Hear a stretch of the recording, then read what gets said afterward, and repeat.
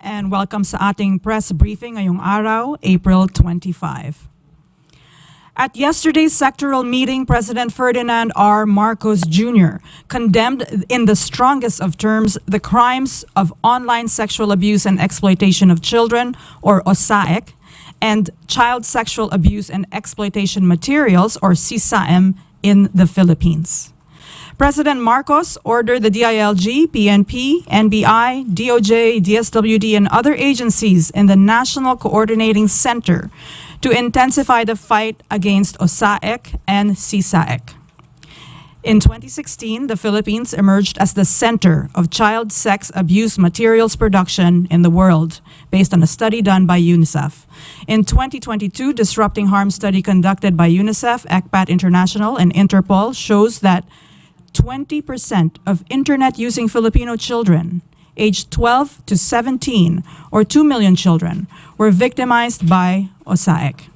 Additionally, 23 to 38% of the children who are victims do not tell anyone about the harm being done to them.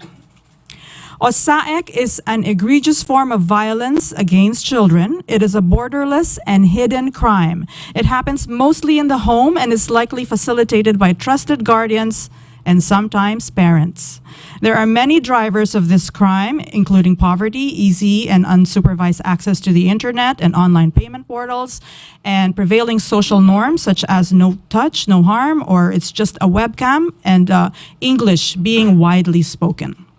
President Marcos ordered the DILG and PNP to intensify the monitoring of cases locally and abroad and have increased presence in communities. He ordered the DOJ and the PNP to come down on perpetrators with the full weight of the law and directed the DSWD and other agencies to streamline and improve the process of investigation to make sure that children are protected and families are properly reintegrated.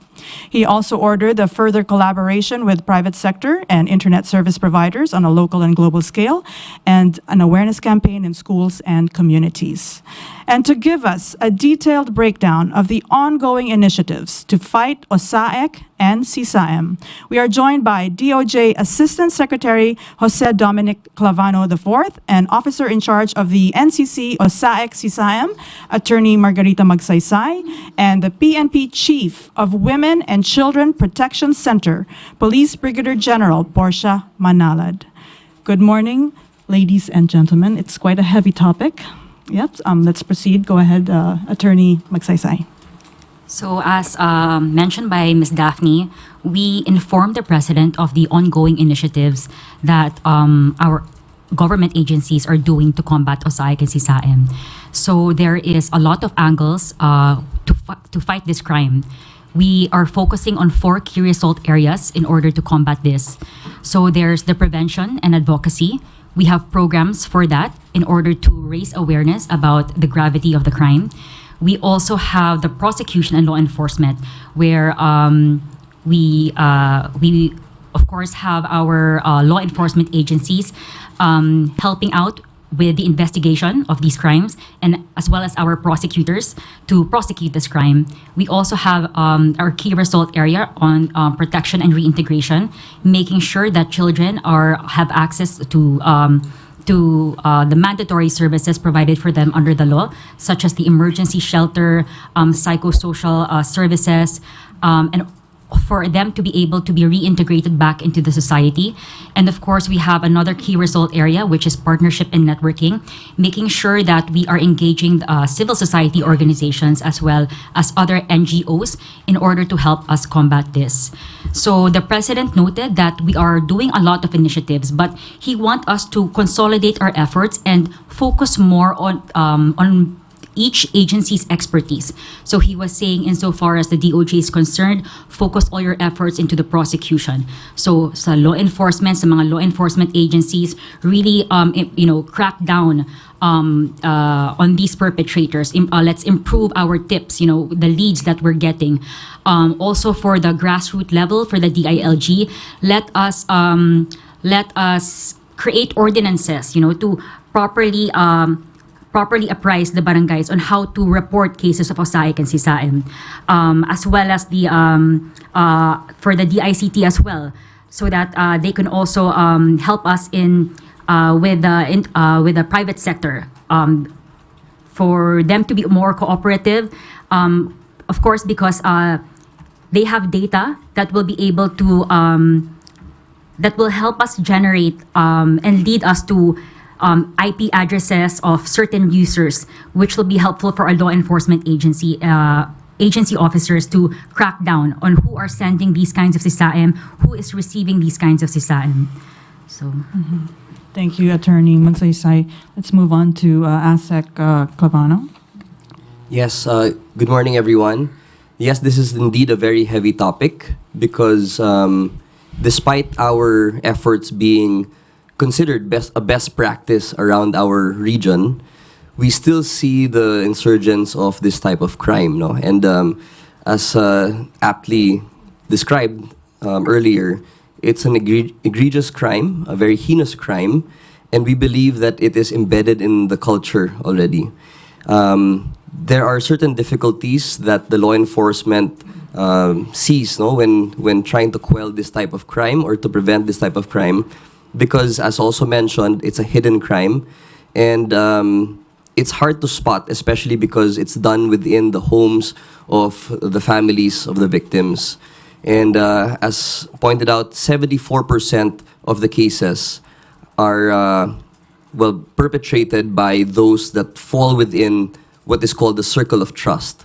And that involves, or that includes, parents, close relatives, and those who assert moral influence over the child. And obviously these things are very alarming. Yesterday at the meeting, the President was visibly distressed, very bothered, and clearly stressed with the information that was relayed to him, which is why he gave the directive, a very strong directive, to the DOJ, to the PNP, and other law enforcement agencies to further intensify the efforts. Not to say that we have not yet put any effort into this. There are a lot of key result areas which we are monitoring, which have been mentioned by ED Kit over here. But his directive is to further intensify these efforts, to further look into how we can come up with a holistic solution, because this cannot only be done by a whole of government approach, but if not, whole of nation approach, which includes the private sector, the social media platforms where these crimes usually occur. Facebook, for example, he asked the DOJ to intensify talks with Facebook and to remind them of their obligations under the law.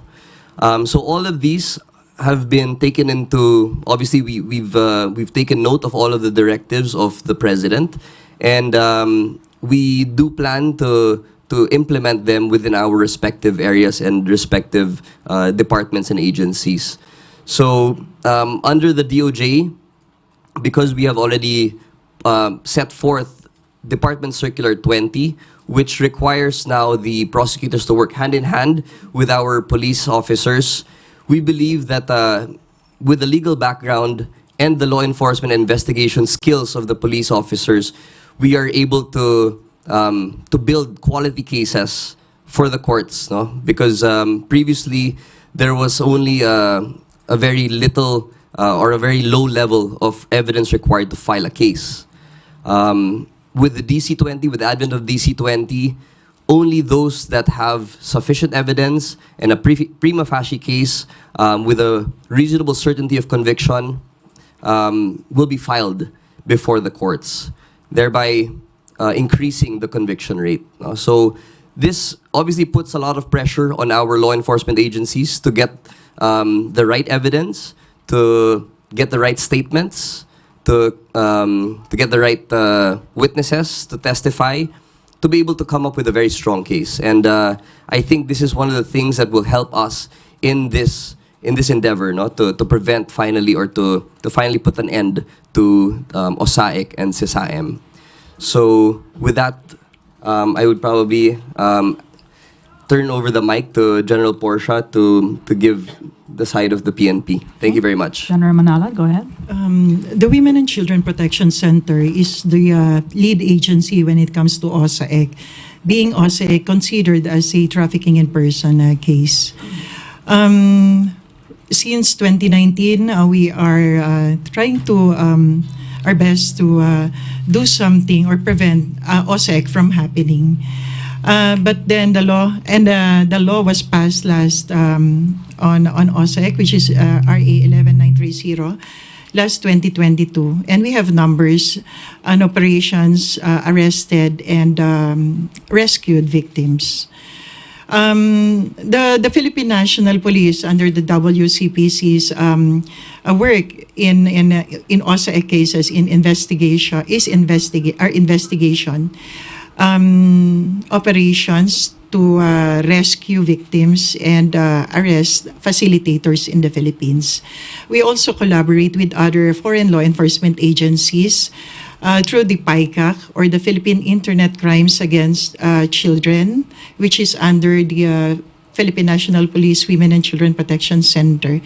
The PICAC is composed of the UK National Crime Agency, the Australian Federal Police, the Netherlands Police, and the IJM. So together, they refer cases when they found on the devices on the other countries when they arrest criminals who have on their devices CISA-M, and then refer it to us if there are Asian-looking Filipino children, and we do the rescue and arrest of facilitators. In the Philippines, we only have facilitators or groomers. Right now, we don't have yet those perpetrators buying CISA-M. So that is for the Philippine National Police. Thank you. Any questions? Okay. Harley Valbuena, DZME. Microphone. Hi, good morning po. May we know if there is already a reported case of AI-generated child exploitation material in the Philippines, and what are our preparations against this? Right now, we don't have AI generated, we are but the Philippine National Police and of course the IACAT is preparing for that. I just arrived from a meeting through the virtual global task force, where we are even other countries like South Korea is still developing a tool to identify AI generated CISA-M. Okay. Are we doing the same, ma'am? Will we also develop a system to counter that? Yes, as partners of those countries, we are trying to develop those tools in order to come up with one. Maricel Halili, TV5. Hello, magandang umaga po. Can we have details kung saan usually areas natin nakikita na rampant itong OSAEC and CISA-M, and sino usually yung market nila? You have the data. One moment. Ang nakikita po naming rampant ngayon areas of OSAEC and CISA-M ay Cagayan de Oro, Iligan, and Taguig. So yun po yung nakikita natin. Your second question is kung bakit po ito nangyayari? Kung sino yung market nila? Okay. Well, definitely po, they target the vulnerable. So who are the vulnerable? They are the children na who are in the poorer side of the country, no? Who are in the rural areas. Tina-target nila sila because they're easy targets because OSAIC is a financially lucrative activity. So kumakagat na yung mga ibang kumakagat na yung mga victims, mga 300, 200 for just showing CISA-M, showing nude pictures. Ganun na po sila, yes. 200 pesos? 200, 300, according, yes po. That's how bad it is. That's why nagugulat rin po kami na parang mas mababang ngayon ang value pero mas madaming CISA-M. And it's because of that. It's becoming cheaper, it's becoming more accessible to perpetrators. So yun po ang nakakagulat rin po. It's very alarming because CISA-M has become more accessible to these perpetrators. Yeah. So the following are the key findings of OSAIC victims. No? The average age of OSAIC victims at the time of referral or rescue was 11 years old, with less than 1 year old being the youngest. In fact, earlier, the youngest victim was about 3 months old. which is very alarming. It's something that is unthinkable for us, no? But apparently it happens, and all we have to do really is to spread the awareness, spread the information that these things are really not normal. Where the facilitator is a parent or a family member, the modal victim age is in the pre-adolescent range, while where the family facilitator is not a family member, the modal age profile is the adolescent range. Victims of OSAEC were predominantly female at 86%, and a significant number of victims, which is 14%, were male. OSAEC was usually a family-based crime, with the biological parents facilitating the abuse of 41% of the victims and other relatives facilitating the abuse for another 42% of the victims. And without intervention, the abuse usually lasts for 2 years. So this is the information and the research done by the National Coordinating Center, and obviously these are going to be the target areas, and the policies obviously will revolve around the data that was collected. And sino yung bumibili ng mga materials? Are they foreigners? From what countries? Well, usually they are older men from English-speaking and more developed and Western countries. But the customers, as noted here, are not necessarily even pedophiles, meaning to say they don't have any overt acts in their own countries where they displayed pedophile tendencies. So they just enjoy watching them on the internet, social media, and other platforms. No? So, which is, again, very alarming, because we seem to be a favorite spot or a source for these Western countries to abuse, to simply view, and it really does not feel comfortable, no, for our children, or for us in government, that our children are being used and viewed all over the country in this way. Okay. Alan Francisco, PTV4. Hi sir, hi ma'ams. Cagayan de Oro, Iligan, both from Mindanao at isa sa Taguig dito sa NCR. Anong commonality sir ng tatlong ito? Anong panawagan niyo sir sa authorities sa tatlong we consider top 3 na mataas yung kaso na ganitong hotspots ito sir? And ma'am, go ahead po. When you say kasi po, there are a lot of incidences of OSAEC in those areas no po. It could be a good thing and a bad thing. Why do I say that? It could be a bad thing obviously kasi madaming OSAEC ang nangyayari doon. It could be a bad thing no po kasi madaming OSAEC ang nangyayari doon, but it could also be a good thing kasi that means mataas ang reporting. Because ang masama dito sa OSAEC, walang nagre-report. That's the challenge that we are trying to address here. It's as what sina ASEC are saying and sina Police Brigadier are saying na this is a hidden crime. Walang magustong magsumbong, walang child ang natatakot sila eh. That's their parents, diba? Who are the traffickers who are doing that to them? Takot sila na makukulong yung mga parents nila. No one wants to report this. Sa mga neighbors naman nila, ayaw rin nila mag-report yung mga neighbors kasi para sa kanila dapat walang pakialaman. This is a family business. This is a family affair.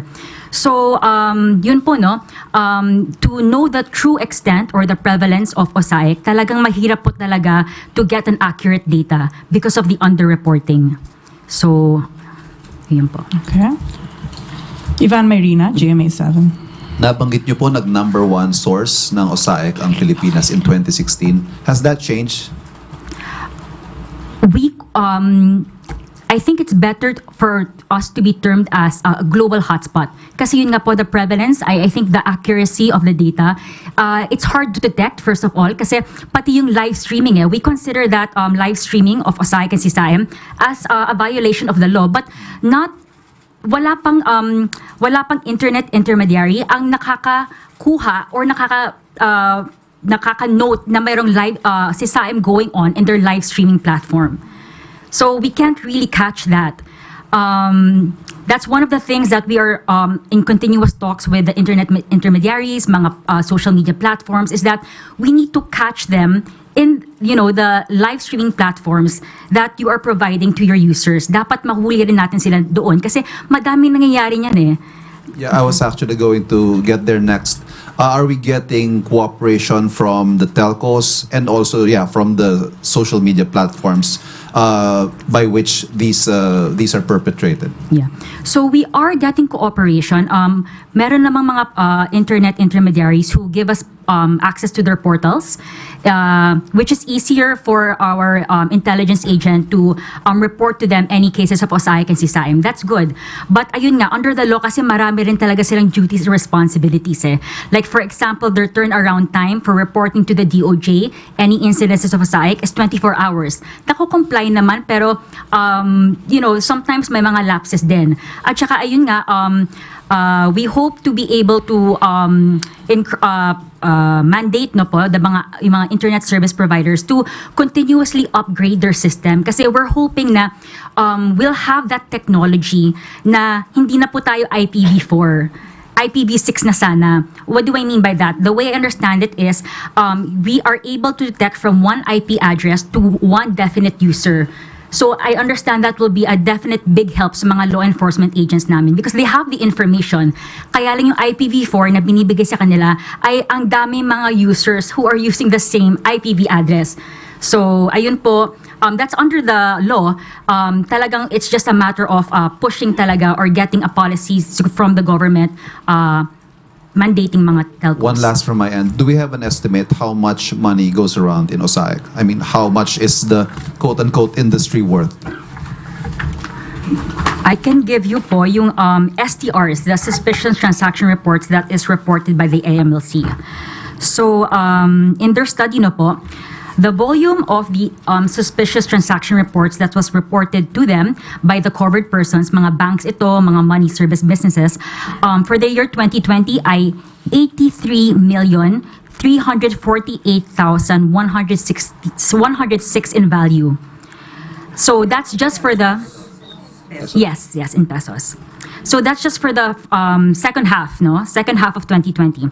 In 2021, yung STR volume po, Suspicious Transaction Report, was 68,214.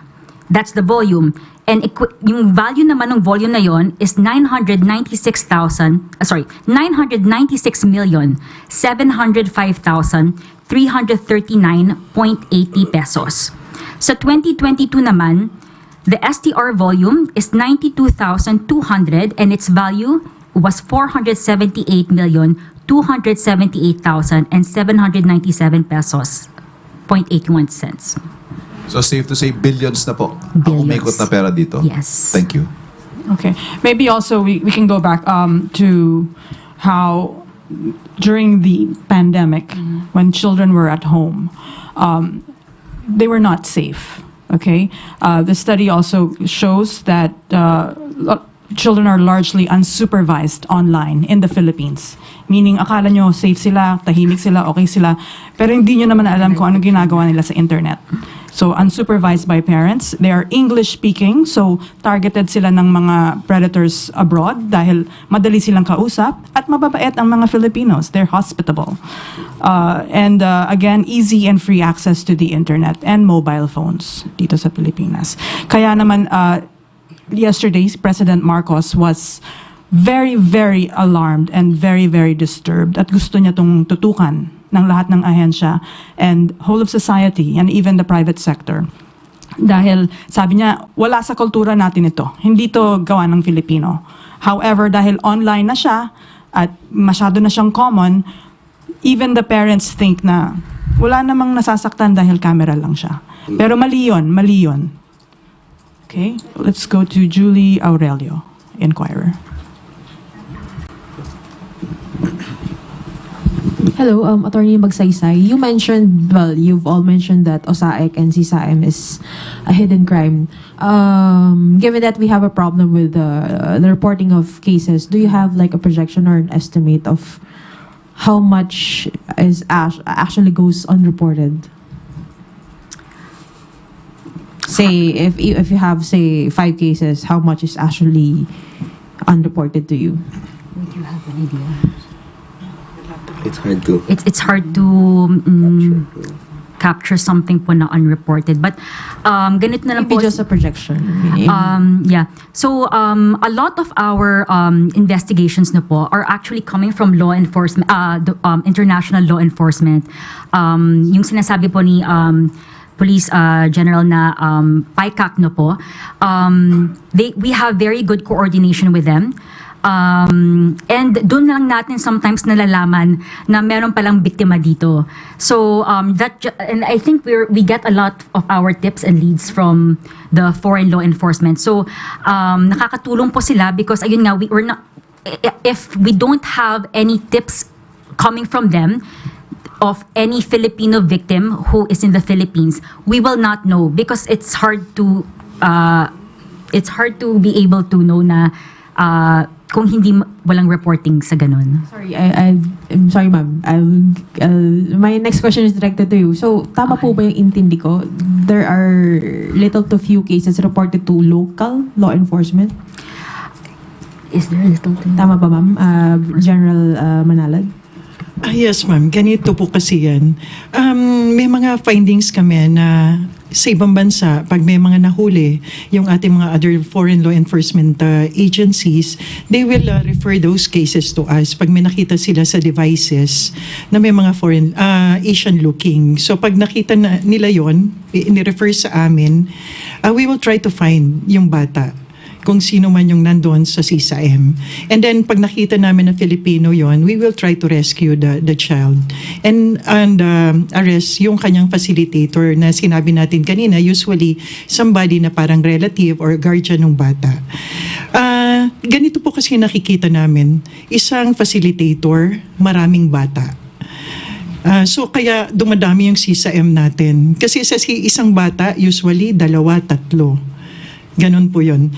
So isang facilitator o isang offender na nasa Philippines, ang kanyang nakukuha or yung nasa ibang bansa, ang nakukuha niyang CSAM ay marami.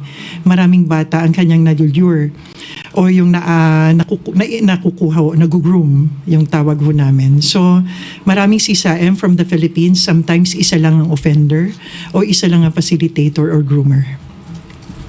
Just to follow up, sorry, just the last question.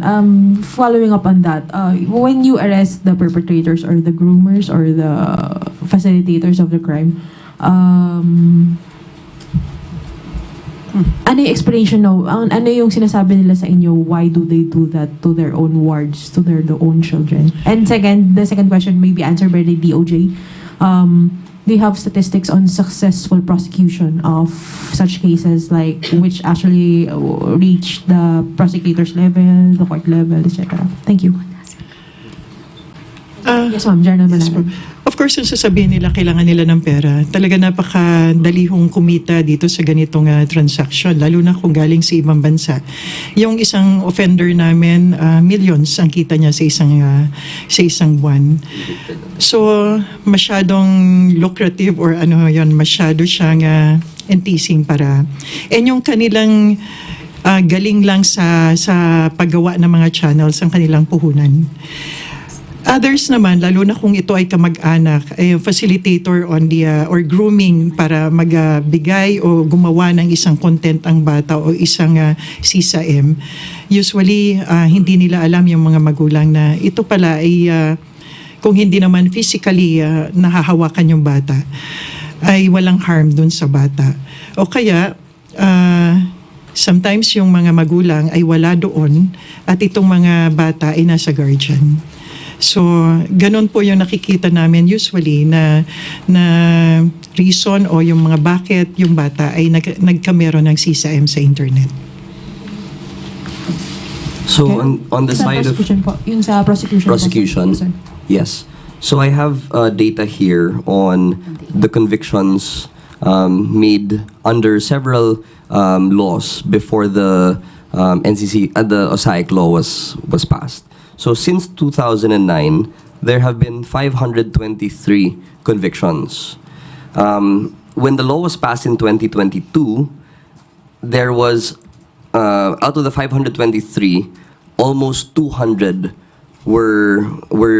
200 convictions were made after the law was passed. So we see a very significant jump, no, after this law and this tool was given to the law enforcement and to the prosecution to actually convict perpetrators of OSAIC and CISAM. However, this number is still not satisfactory to the government and to the president, and that is why he asked and he directed the relevant agencies to further ramp up their efforts, because even if we have seen a spike because of the law that was given to us, and we obviously thank the Congress for giving us such a valuable tool in preventing these and to catch these perpetrators, we still think that there's a lot to be done, a lot of ground to be covered in terms of OSAIC. And as already mentioned, these will come in the form of grassroots reporting mechanisms, whereby people who are embedded in the community, people who have standing in their areas, will serve as that mechanism to bridge between the community where the crime actually happens and the law enforcement who can do something about it. No? But even then, just so I may add, even if the law enforcement gets a hold of the information, it's still a tough job considering that most of the perpetrators are within the circle of trust. So, we have to look at the problem holistically to be able to come up with a holistic solution as well. Because once you separate the families from the child victim, the problem does not end there. You have to be able to reintegrate them properly into society. Without the necessary rehabilitation, reformation, and reintegration into the community, then you're just creating a bigger problem. So these two things go hand in hand, the convictions, the prosecution, wherein we will take strides in making improvements, but also the reintegration, reformation, rehabilitation of the victims. Alvin Baltasar, Radyo Pilipinas.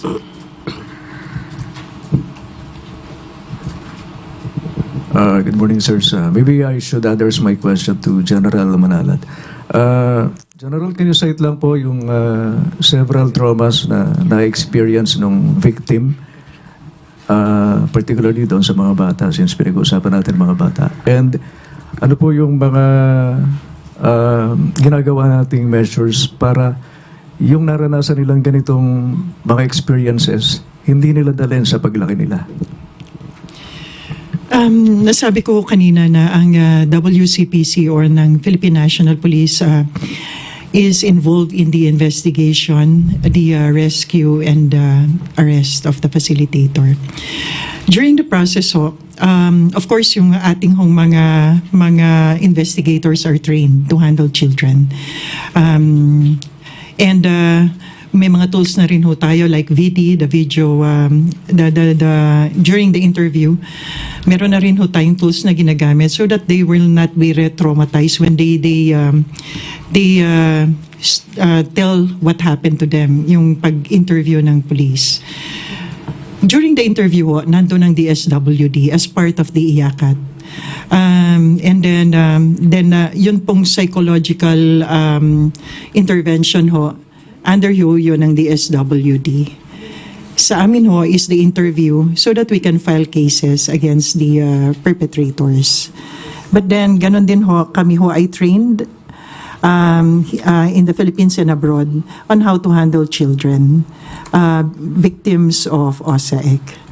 So sa tingin ko ho, and yung trauma ho, nakikita namin na meron ho kaming mga dati na rescue pero ngayon ho ay facilitators na when they grow up. Yun ho yung mga nakikita namin na may mga nakita ho kami na ganon. Though ko konti ho, ayun ho ang ayaw namin maulit pa.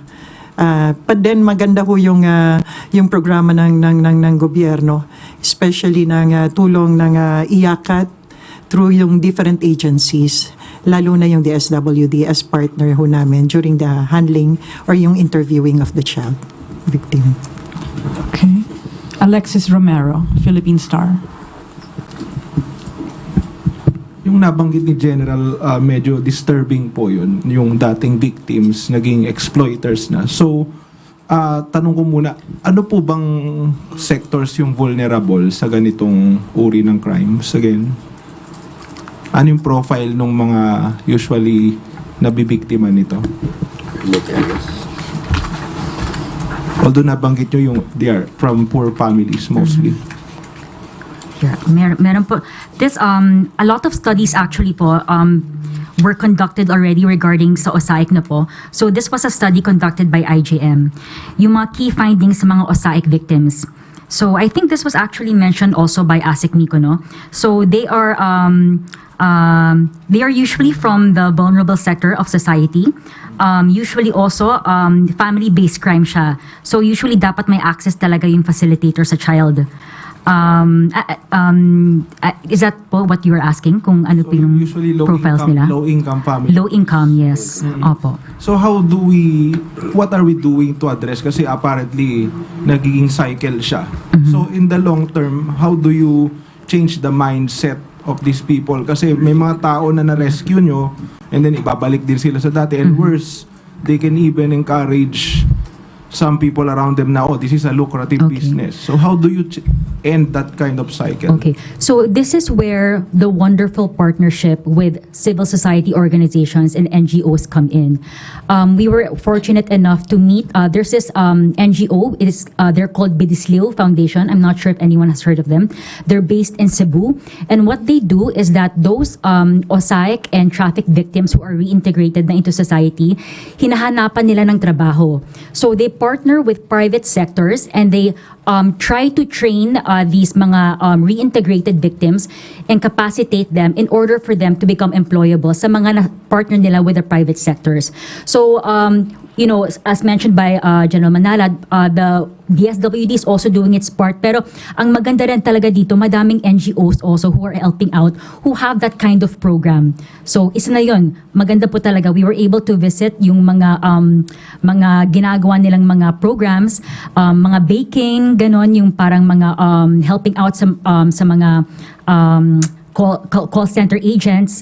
So, minsan do, ang napapansin nila, nag-relapse yung mga OSAIC victims.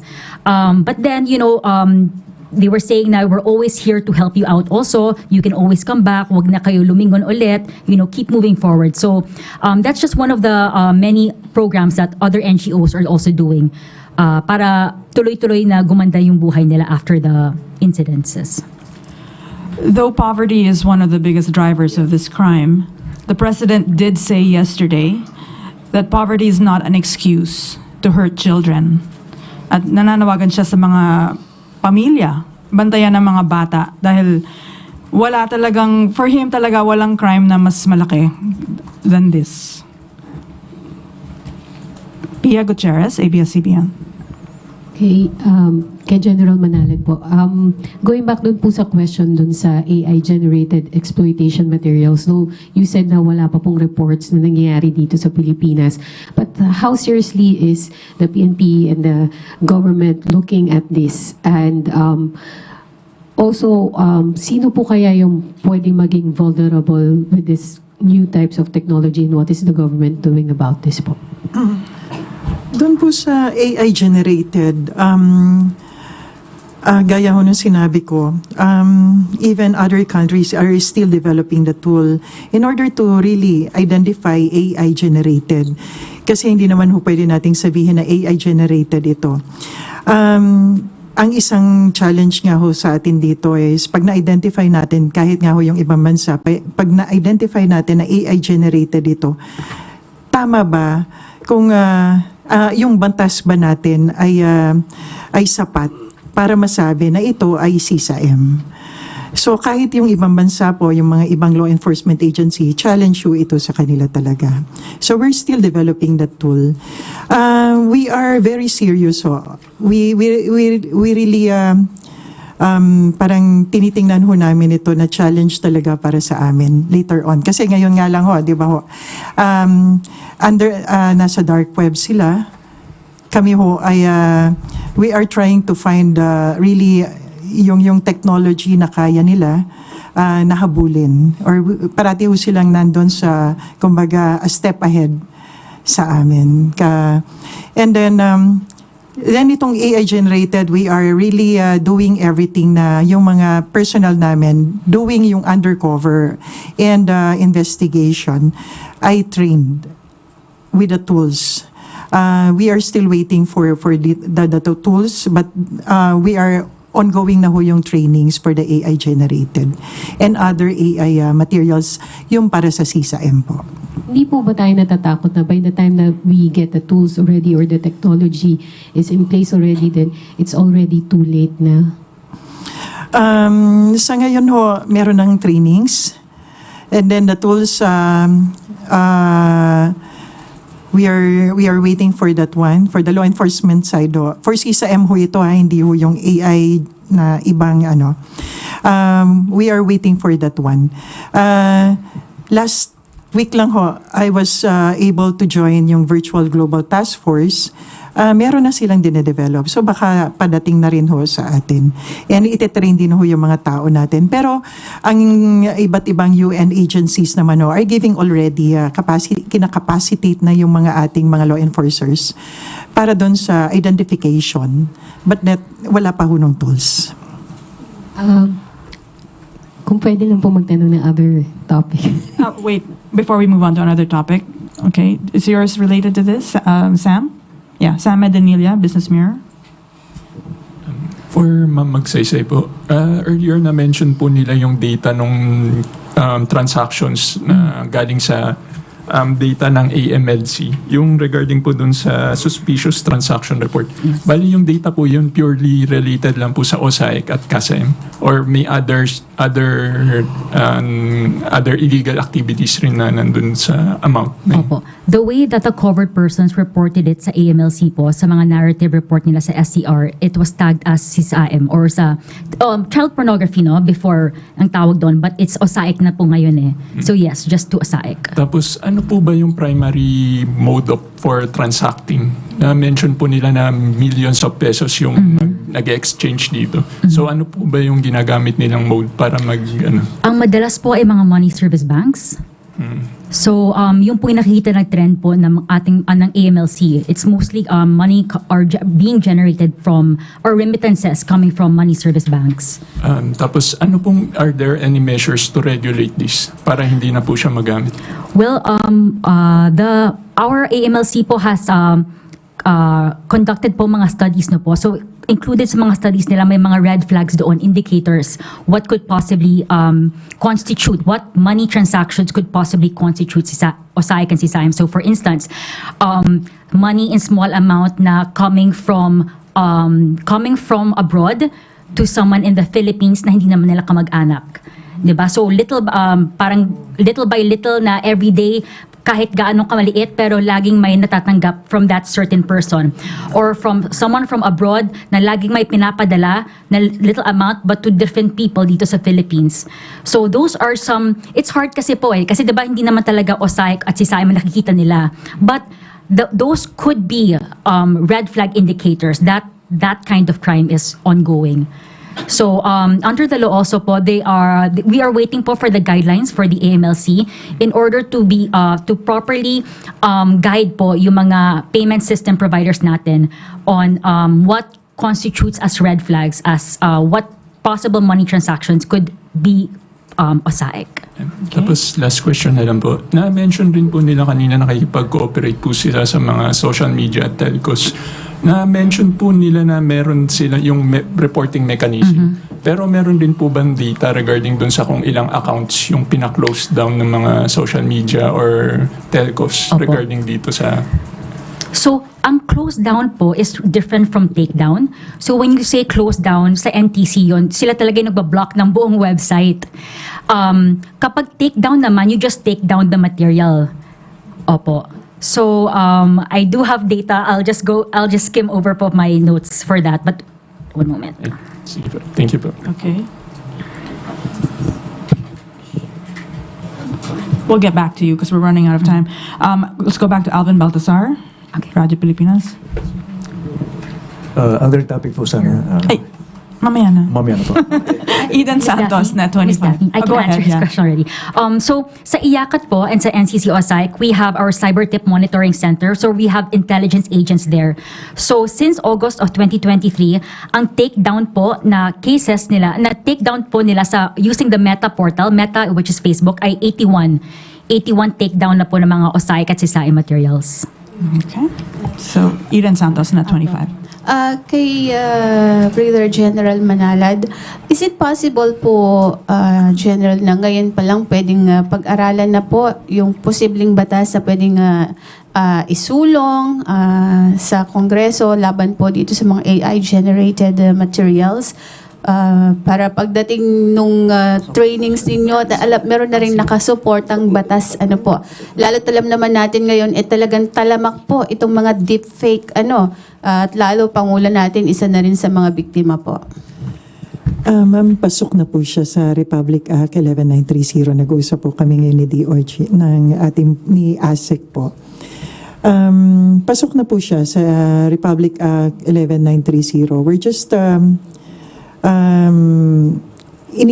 ang kanina ho ang sinasabi kong challenge is yung pag dumating ho siya ay yung katulad sa ibang bansa na hindi siya yung technology ho kasi ang pinag-uusapan ho natin dito is the technology. So but then kung ito hong pinag-uusapan natin is the basic AI generated, di ba po? It's already in the law. So Just to build on what General said, no, because there are some internet intermediaries, meron na silang systems in place, no, kapag real child ang involved, yun talaga madidetect nila if CISAE is going on. But they're telling us their system does not yet recognize AI-generated children. So I guess that's what General Manlad po is saying, is that they're trying to improve or upgrade their system to recognize these IA generated images of children. Isa pa ho, can you consider it as lucrative business talaga? Kaya parang paulit-ulit lang, pabalik-balik. At saka hindi ho ba dapat mas stiffer yung penalty laban doon sa mga mapapatunayan po, either kahit magulang pa nila yan or kamag-anak, para hindi na parang pabalik-balik, paulit-ulit lang yung nangyayaring mga ganitong mga kaso. Ma'am, pag napatunayan na nag-violate talaga ng RA 11930, ang pinakamataas na penalty yata, ma'am, is life imprisonment. Yun po ang nasa batas. Lucrative po, kanina po nasabi, ma'am, na talagang millions, hundreds of millions ang kinikita ng facilitator or ng perpetrator po. So, sa tingin ko po, very lucrative siya when it comes to financial gain. Okay. Last na lang po. Kunwari po yung bata, ang facilitator, yung magulang. Meron na po bang pagkakataon na nag-urong ng reklamo yung bata or hindi niya po pinayagan na makasuhan yung magulang?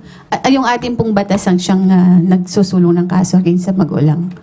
Sa ngayon po, wala pa kami nakita na umurong yung bata dahil magulang o nanay. Usually ho, ang bata ay nakahiwalay na kagad sa magulang o sa kung ang perpetrator ho, o yung facilitator niya ay yung nanay niya o yung tatay niya. To add to that, no po, we actually have, the DOJ actually issued a memorandum circular, no, directing all our prosecutors to vehemently oppose mga affidavit of desistance that was executed by the child or the family or the guardians. So, ayun po. That's actually also as directed under the law. Bawal pong affidavit of desistance. Okay, Narciso, DZRH. We have time for just a few more questions. As a Clavano, doon po sa nabanggit 200 convictions noong 2022, pwede pong malaman out of ilang cases na na-file ito? About 750 cases. So it's a very high conviction rate. Again, mainly because of the case build-up rule. So nagkaroon po tayo ng magandang mekanismo together with the police and the prosecutors na hindi naman tayo magpa-file ng case pag alam natin na mahinang ebidensya. So with the new department circular mandating the hand-in-hand coordination between the police and the prosecutors, we've come up with a very good conviction rate. However, just the number of cases that have been filed alone are unsatisfactory to us so far. So kahit maganda po yung conviction rate, and at least we know that we have a good mechanism on hand, we still have to ramp up the number of cases being filed in court. Okay, can we entertain, yeah, go ahead, Pia Gutierrez, ABS-CBN. Other topic po, Yusek Clavano. Si former Senator Trillanes said that he has information that ICC investigators are already in communication with active and former PNP officials in connection to their ongoing probe on the previous administration's drug war. Meron na po ba is the DOJ aware of this?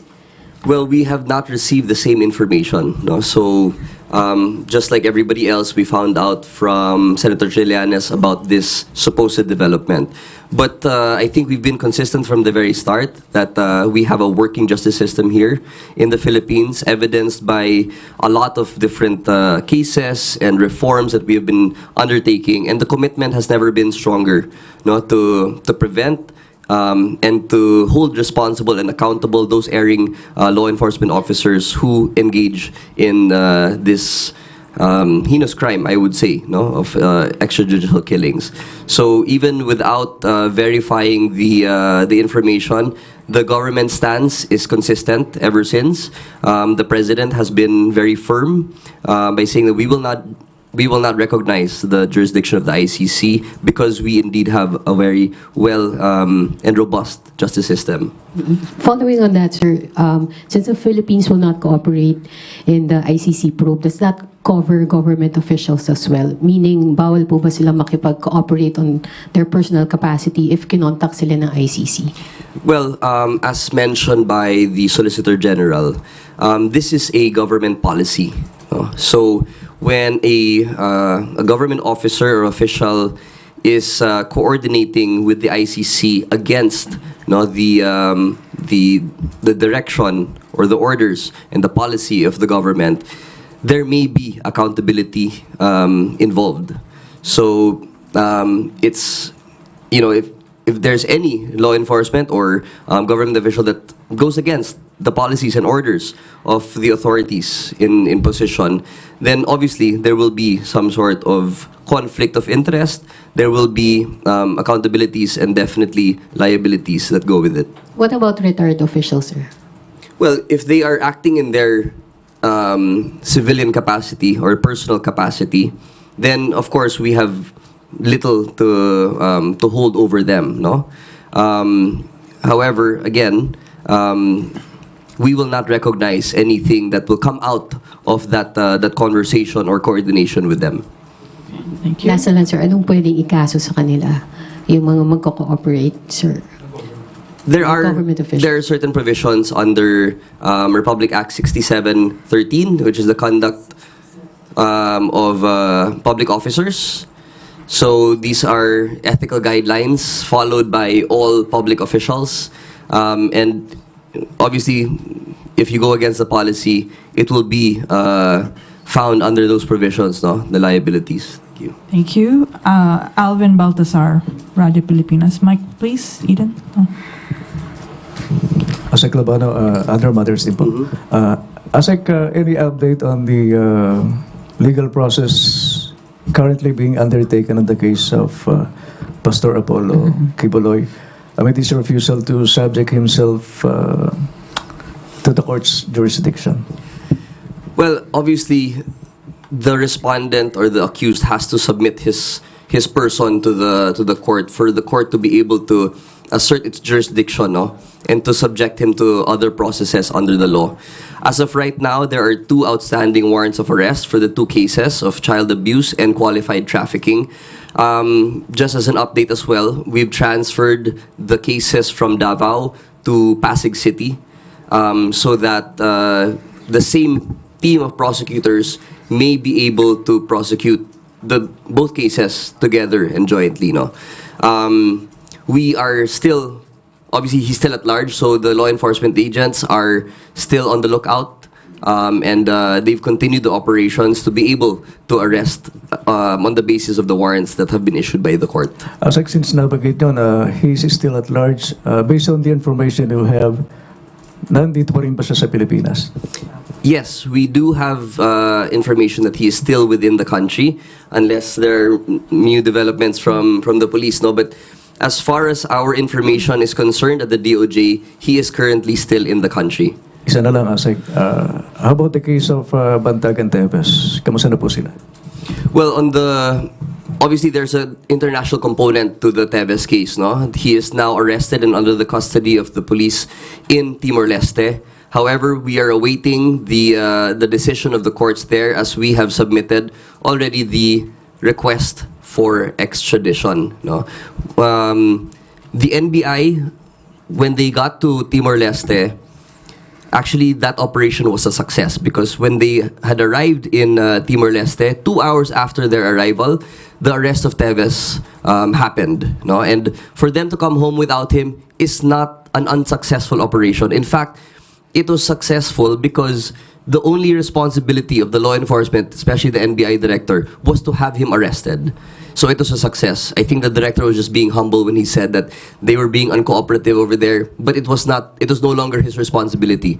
It is the responsibility of the legal team to now go through the process to have him extradited or deported back to the Philippines. So, with these things, we just have to stay patient. We are dotting all the I's, crossing all the T's to make sure that we follow the right process. We afford the respondent due process, so that there is nothing that can be attributed to the government saying that we took shortcuts and whatnot. So we have taken every process possible to get this done, and we're here at the tail end now.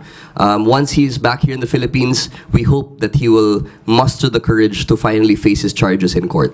Yung kay Bantag, Asek.